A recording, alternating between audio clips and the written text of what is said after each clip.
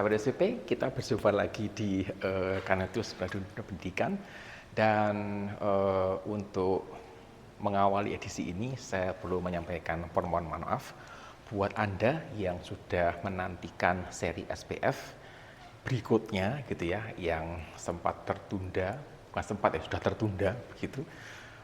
Kehilangan satu periode gara-gara seharusnya Februari ya ada satu edisi, tapi karena satu dan lain hal yang harus saya kerjakan jadi kelewatan, kira-kira demikian. Di dalam edisi kali ini kita mau membicarakan seputar libur sekolah yang sebenarnya sudah sedikit dibahas di SPF edisi ke-12 tentang liburan sekolah. Dan bagaimana sekolah di negara ini itu mengatur tentang jadwal liburnya seperti apa. Nah, menariknya adalah ada wacana gitu ya untuk mengubah waktu libur ini, dan ini menjadi sebuah perbincangan yang cukup hangat dan menurut saya cukup kontekstual juga, masih hot news kira-kira demikian. Satu hal gitu ya, saya sampaikan secara terbuka, ada satu subscriber yang menghubungi saya dan minta supaya membahas satu topik khusus terkait dengan SPF gitu ya, topik yang lain. Materi sedang dikumpulkan, bahan-bahan sedang dipelajari, dan juga menghubungi beberapa narasumber untuk bisa mendapatkan info yang lebih lengkap. Jadi sabar ya, gitu ya. Nah, apa sih yang akan kita bicarakan pada edisi kali ini? Kita akan saksikan setelah yang satu ini.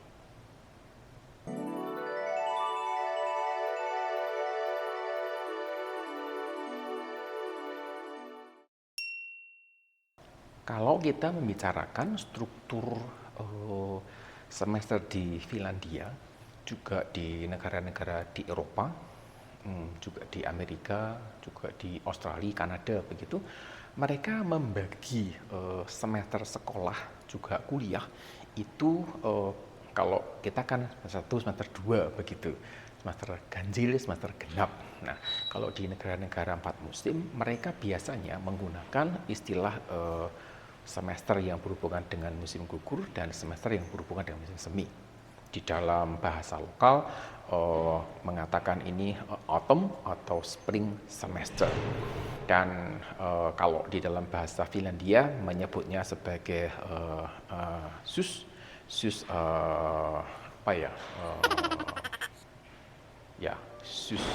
itu SYYS ya, itu tentang musim gugur, dan kevat itu spring, musim semi. Nah, mereka membaginya dari sisi dua itu gitu ya. Autumn semester biasanya dimulai dari sekitar pertengahan Agustus hingga akhir Desember. Kemudian diberikan jeda waktu, yaitu adalah libur Natal Tahun Baru.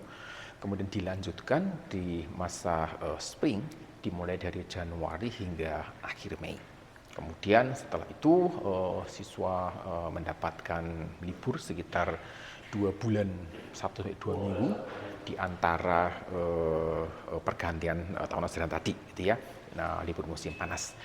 Kemudian untuk setiap autumn term dan spring term, mereka mendapatkan masing-masing 1 minggu libur. Jadi di masa autumn term mereka mendapatkan namanya autumn holiday, libur musim gugur, biasanya di sekitar akhir bulan Oktober.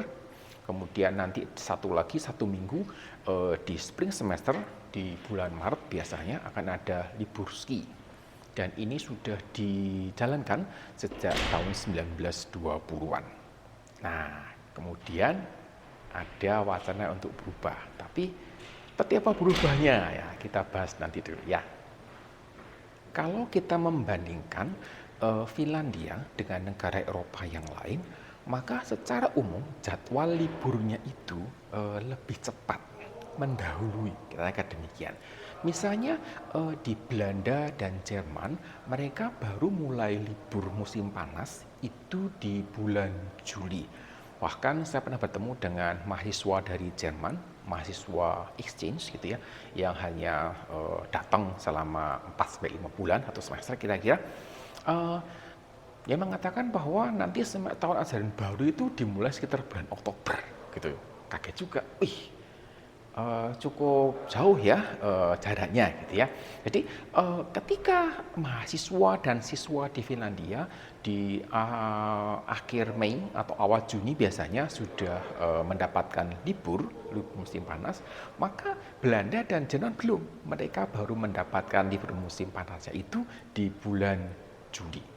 Jadi sudah libur duluan, yang lain masih nunggu gitu.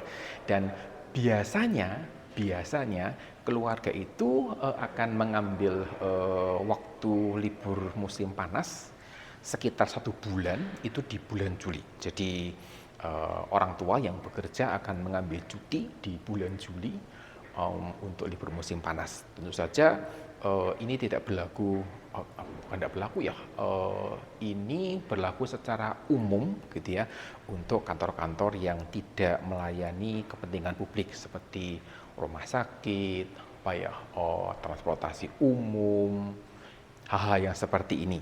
Jadi biasanya untuk mereka yang bekerja di sektor publik, mereka mengatur sendiri jadwal libur seperti apa, gantian ngambilnya, kira-kira demikian. Saat ini sedang ada wacana untuk memundurkan libur musim panas yang semula di akhir Mei atau awal Juni gitu ya, tergantung situasi harinya. Itu dimundurkan hingga setelah pertengahan Juni. Jadi idenya adalah memundurkan mulai libur musim panas itu dimulai di minggu ketiga di bulan Juni. Jadi nanti anak itu baru masuk ke sekolah gitu ya, kira-kira di akhir Agustus atau di awal September. Finlandia merayakan hari yang namanya Yohannes gitu ya. Hari ini dirayakan sekitar tanggal 21 sampai tanggal 25 Juni. Setiap tahunnya berubah gitu ya. Biasanya diambilkan hari Sabtu gitu ya. Ya tergantung tahun ini hari Sabtunya jatuh di tanggal berapa ya, dalam range itu ya itu mereka merayakan Yohannes. Sebenarnya ini bukan sesuatu apa ya hal yang spesial karena sebenarnya Yohannes itu merayakan hari gitu ya dengan siang yang terpanjang. Jadi resminya ya tanggal 21 atau 22 Juni resminya. Tetapi karena susah mendapatkannya di hari Sabtu, maka satu terdekatlah yang diambil. Ya kalau kita belajar tentang geografi, ada summer solstice dan itu menjadi hari yang dirayakan. Dan ini sudah menjadi sebuah tradisi bertahun-tahun begitu, karena mereka merayakan ini loh hari yang terangnya paling lama, karena setelah itu gelapnya akan makin panjang gitu ya, terangnya akan makin berkurang, kira-kira demikian. Dalam sebuah kajian yang dilakukan oleh para pelaku usaha di bidang pariwisata seperti hotel, restoran begitu ya, mereka menganalisis bahwa ada potensi income yang lebih besar bukan saja buat perusahaan yang bergerak di bidang ini, tetapi juga buat negara terkait dengan potensi pajak. Jadi ketika libur musim panas ini dimundurkan, mereka itu melakukan kajian bahwa ada kemungkinan yang cukup besar bahwa akan mendatangkan income yang lebih besar buat negara juga perusahaannya. Dan ya ini artinya membuat ekonominya lebih baik, kira-kira demikian. Kemudian situasi ini juga bentuk kajian mereka begitu bisa membuka lapangan kerja yang lebih luas lagi.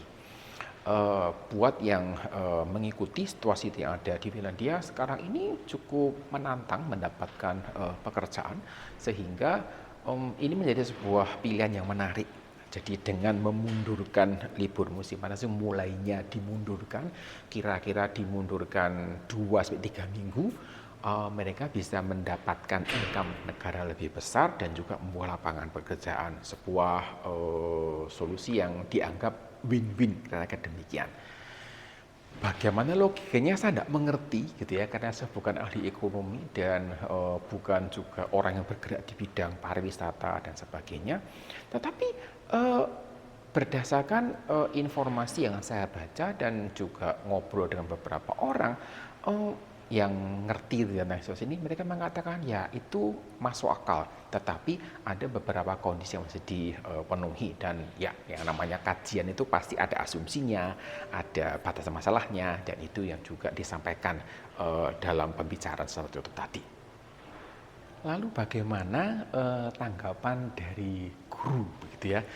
Jadi di Finlandia itu juga ada semacam PGRI gitu ya. Kalau kita punya Persatuan Guru Republik Indonesia PGRI, mungkin ada juga yang lain begitu, organisasi yang menyatukan teman-teman guru ini. Di Finlandia itu juga ada sebuah organisasi yang sama gitu ya, yang menaungi mereka yang bergerak di bidang pendidikan, namanya Opetus Alan Ammattijärjestö, jadi disingkat OAJ. Nah, ini menjadi semacam PGRI-nya begitu, dan dilakukan survei gitu ya di antara anggota OAJ ini, yang direspon oleh sekitar 17.000 responden waktu itu. Hasilnya cukup mengejutkan karena sebagian besar guru, 75-80% itu tidak setuju dengan wacana memundurkan mulainya libur musim panas tadi. Alasannya adalah terkait dengan perbedaan panjang semester gitu ya, antara autumn term dan spring term. Jadi kalau dimundurkan mulainya itu biasanya di pertengahan Agustus dan berakhir di akhir Desember. Kalau itu untuk autumn, kalau akhir Agustus baru masuk, berarti awal September, akhir September mulai, berakhirnya juga di akhir Desember, maka akan lebih pendek waktunya dibandingkan dengan spring yang seharusnya berakhir di bulan Mei, awal Juni, menjadi mundur lagi sekitar 2 atau 3 minggu. Itu menjadi salah satu alasan mereka. Dan selain itu, mereka juga khawatir bahwa siswa ini tidak bisa menyesuaikan dengan ritme belajar di sekolah karena perbedaan panjang semester tadi. Nah, ini menjadi salah satu concern dari teman-teman guru yang ada di sana. Walaupun saya pribadi melihat kemungkinan besar juga bisa dimundurkan gitu ya pergantian semesternya. Tetapi saya tidak tahu apakah memundurkan pergantian semester yang biasanya dikerjakan diberi jeda gitu ya. Jedanya adalah liburan tahun baru yang sekitar 2 minggu tadi. Apakah punya pengaruh terhadap struktur kurikulum dan informasi sekolah yang ada di negara ini? Jadi tadi dari sisi pelaku usaha sudah, dari sisi guru sudah, anak tidak ada masalah biasanya gitu ya. Bagaimana dengan orang tua? Secara umum orang tua itu lebih suka kalau waktu mulai libur musim panasnya itu dimundurkan. Karena dalam beberapa hal masa libur musim panas itu memberikan stres tersendiri buat orang tua, karena mereka kan belum libur gitu ya. Dan ketika orang tua ini belum libur, anak yang sudah libur gitu, ada beberapa kegiatan yang mesti dipikirkan supaya anaknya tidak hanya ngurusi main game, ngurusi gadget dan sebagainya, tapi bisa lebih efisien, lebih produktif dan sebagainya. Nah, ketika awal Juni itu sudah libur, kemudian mereka baru akan liburan musim panas di bulan Juli, maka ada kira-kira 4 minggu gitu ya, masa 4 minggu orang tua ini mengalami tekanan tersendiri, kira-kira demikian. Nah, jika ini dimundurkan mulainya di akhir Juni, maka masa stres orang tua itu sedikit berkurang. Tentu saja orang mungkin bertanya, loh nanti pada waktu setelah libur musim panas di akhir Juli mereka selesai, kan ada 1 bulan di bulan Agustus ini menunggu sampai masuk, kan ya sama saja. Nah, itu agak berbeda situasinya. Karena setelah libur musim panas itu, eh, sekali mereka liburan itu, eh, walaupun orang tua kerja lagi gitu ya, tetapi situasinya itu secara umum tidak terlalu bermasalah karena anak itu sudah mendapat semacam break tertentu waktu di liburan di bulan Juli tadi.